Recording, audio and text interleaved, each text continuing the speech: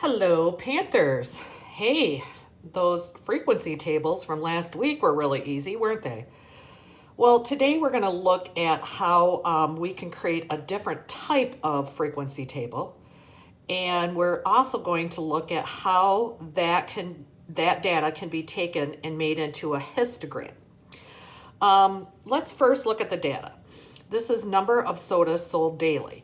So if you were a vendor that had pop machines in different locations, you'd be looking at, where are the locations where I'm selling the most pop every day, the most sodas. So I'm looking at a machine maybe selling 56, maybe selling 87 or 74 sodas every day. So when I'm taking this information, I really can't make a histogram or a frequency table where I list every single one separately. I kind of need to come up with intervals. I need to, have like, all right, which ones are selling 50 to 59 sodas every day? So what I need to do to set this frequency table up is I need to look and see what is my lowest number here. So I'm looking at all of them, trying to determine which one is the lowest number, and I start going through and I say, oh, 51. That is definitely a low number. Let's see if there's anything under 51. And there's not. So the machine that's selling the least is 51. So I'm going to write that down and I'm going to say, hey, there is a low of 51. Now I'm going to look for which machine is selling the most. Okay, which one is selling the most? 86 is pretty high. Ooh, 94 beats that. Does anything beat 94? 92? No. So my high is 94. So now I'm looking at intervals that are going to take me from the lowest to the highest. And like I said, a lot of times we just kind of stay within those 10s. So I'm going to make intervals of 50 to 59 and 60 to 69, 70 to 79, 80 to 89, 90, oh, I can hear you right now making fun of me, 90, right, to 99. Let's start putting those numbers into the frequency table through the intervals. So I'm going to say, all right, I've got 56, and 56 would be in the interval of 50 to 59. So I'm going to cross that off, and I'm going to say I've got one in that interval. 86, got one here. 74, 63 goes in the 60 to 69. Are you kind of seeing what I'm doing? Every single one that I look at, I cross them off to make sure that, I've counted that data. 51, 94,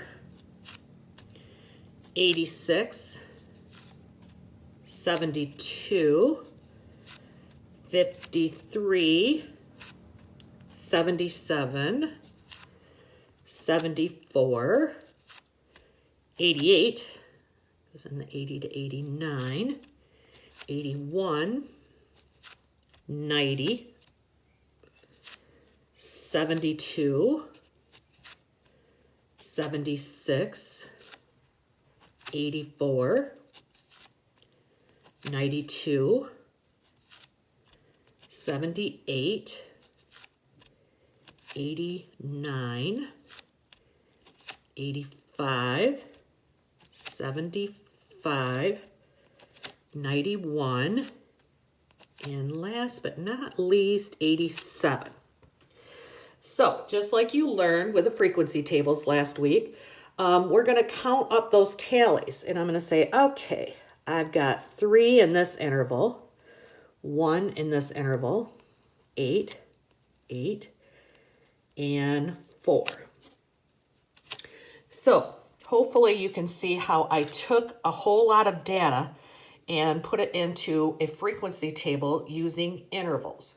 Now, on the homework that I assigned, please, email me get a hold of me on Google Classroom or, text or call, because there are going to be some questions like, what should my intervals be?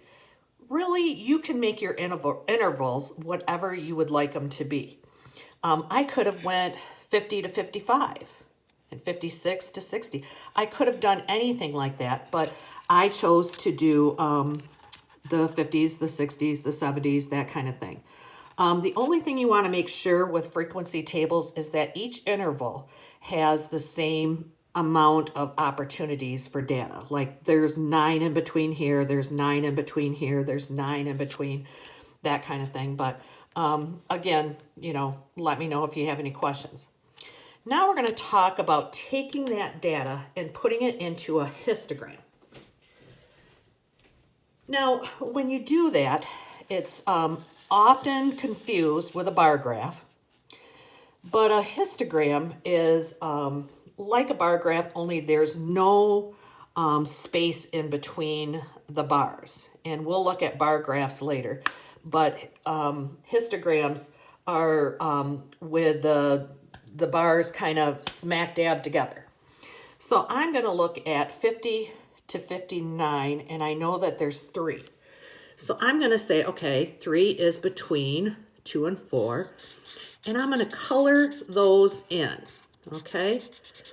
Now, I'm not going to have a space because these are intervals, and they're covering all the same data, and there's no space in between. I'm not counting specifically. So I am going to say, okay, 60 and 69 is 1. That would be down here, okay, between 0 and 2. And then 8 will be all the way up to 8, okay. And I colored that in. And do you see how there is no space in between? I can't stress that enough. A histogram is different than a bar graph in that way. 80 to 89 has 8 as well. So we're going to color that in. And very seldom will you ever create a histogram on your own like I'm doing right now, like coloring, because we have computers that do this stuff. But in creating them on your own, you're really getting an idea of what is this data really representing. I mean, what does the process of creating a histogram entail? So that's kind of, and we've got 90 to 99, which is 4. So that's kind of why I like 6th graders to create histograms, so that you kind of understand them even more when you create them. So the homework today will be just like this, and you will do the best you can with histograms. I would tell you this, if you want to post a picture of what you created and send it to me, I can look at it and let you know if you're on base. But it's a really good idea for you to understand this. So if you have any questions, please get a hold of me. I do want to say that whenever we are creating histograms, the intervals are always on the bottom. Okay? So that's kind of important for you to know when you're creating it. And the frequency, the count, is on the side. Okay? So we always have them this way, where the frequency, again, sorry, I'm writing inside of a box. The frequency is always going to be on the side. That count's going to go up, and the intervals are going to go on the bottom. So again, this is probably the toughest lesson that you've had so far with me on this extended break, but I wanted you to get a chance to understand histograms. So glad many of you are still joining Google Classroom, and that's awesome. And I hope you have a great day. Stay safe, stay inside, stay outside, but stay away from others, right? Have a great day. Bye.